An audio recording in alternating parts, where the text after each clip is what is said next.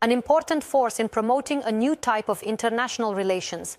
This is how Chinese leader Xi Jinping described the Shanghai Cooperation Organization, or SCO, at the summit hosted in China as he shook hands with Indian Prime Minister Modi, who had been offended by Trump, as well as with dictators Putin and Lukashenko.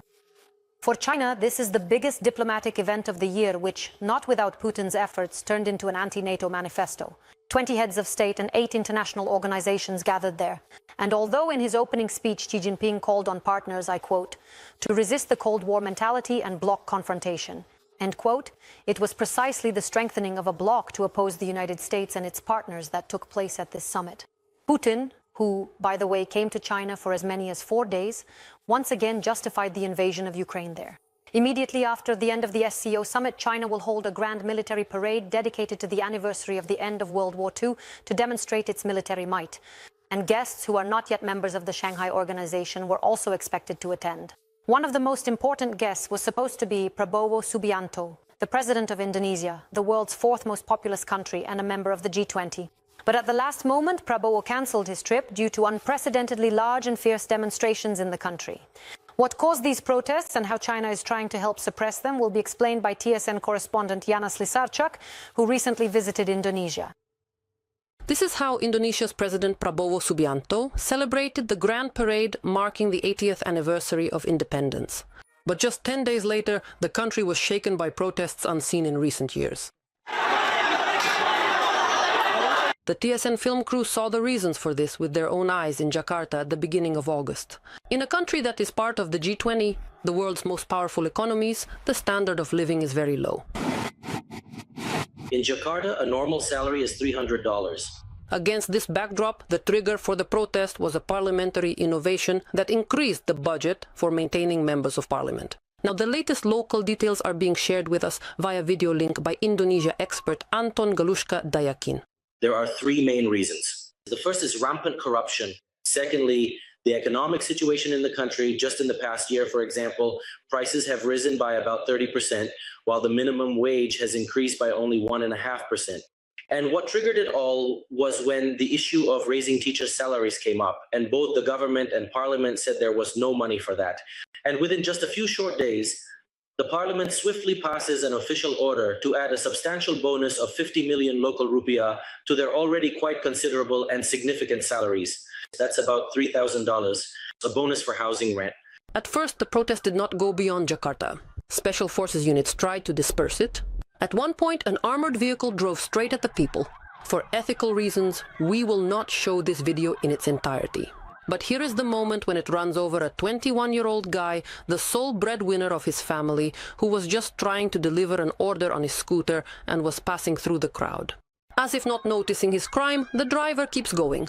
The video spreads widely across the internet and sparks furious outrage throughout the country.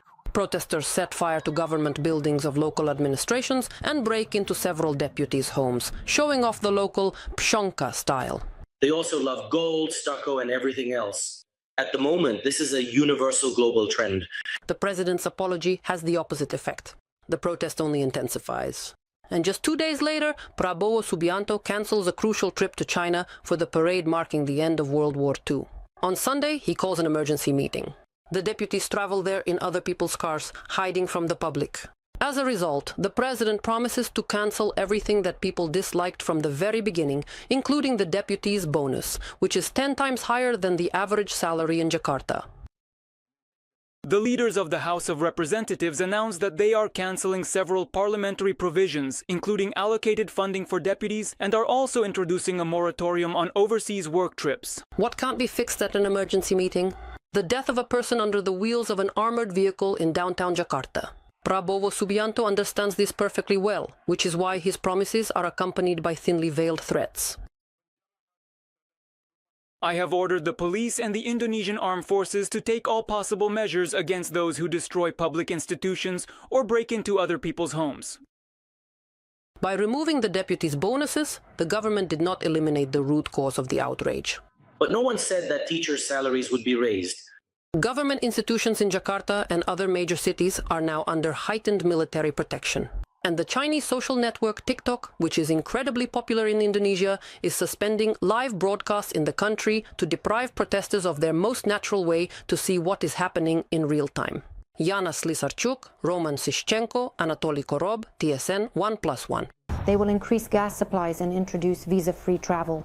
China and Russia have signed a number of strategic agreements aimed at bringing the two countries closer together. This was personally agreed upon during a meeting in Beijing between the leader of China and the Kremlin dictator. During the negotiations, Putin repeatedly referred to Xi Jinping as a dear friend and emphasized that their relationship is now at an unprecedented level. So starting from September 15th, China will launch a one-year trial period of visa-free travel for Russians.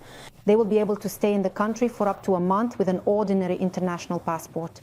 They also agreed on the construction of a gas pipeline from Russia to China through Mongolia, which will be called Power of Siberia 2. The fuel supply is planned for 30 years, and this will effectively allow Gazprom to partially replace gas exports to Europe amid the war with Ukraine.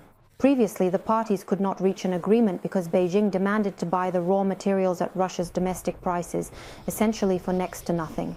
They also agreed to increase the supply of natural gas through the Power of Siberia pipeline from 38 to 44 billion cubic meters per year.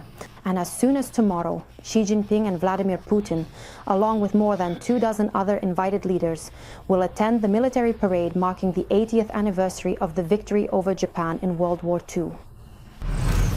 Russian President Vladimir Putin complained to Slovak Prime Minister Robert Fico about Ukrainian strikes on the energy infrastructure. The Kremlin dictator met with the Slovak Prime Minister in Beijing, and he is the only European Union leader present at the Shanghai Cooperation Organization summit. Putin complained that Russian oil depots are suffering and then started lying, claiming that Moscow endured for a long time before finally striking back. The Russian outlet Interfax reported that the Kremlin dictator even suggested to Fico to block reverse supplies of gas and electricity. Whether Fico listened is unknown, but the Slovak Prime Minister plans to raise the issue of the shelling at his meeting with President Zelensky. The meeting is scheduled for Friday in Uzhhorod. The Slovak Prime Minister had previously stated that he would discuss the Druzhba oil pipeline. Meanwhile, the European Commission emphasized that Fico does not represent the official position of the EU.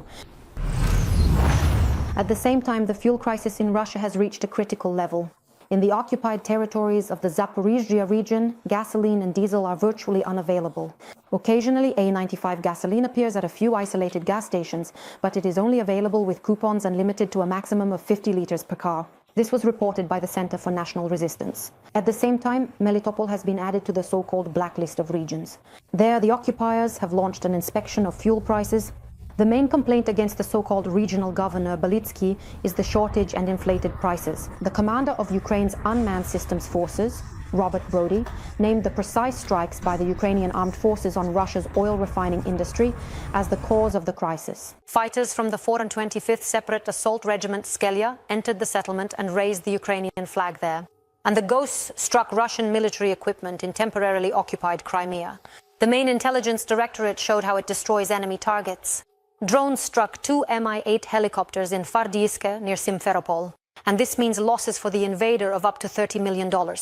And already in the Bay of Sevastopol, after an airstrike by Ukrainian military intelligence, a Russian military tugboat was hit. It is known that it is part of the enemy's underwater sabotage forces. Macron invited European leaders to Paris for talks on Ukraine. The leaders of the European Union countries who are meeting with US President Donald Trump in Washington will gather at the Élysée Palace on September 4th to hold talks.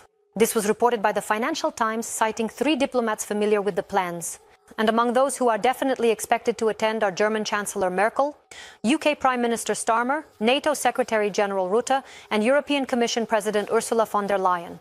Ukraine has also convened an extraordinary meeting of the NATO-Ukraine Council in Brussels due to the recent massive air attacks by Russia. Foreign Minister Andriy Sybiha stated that Kyiv expects the meeting to focus on a targeted discussion of joint steps for an adequate response to Russia's rejection of peace efforts and the escalation of terror against Ukrainians.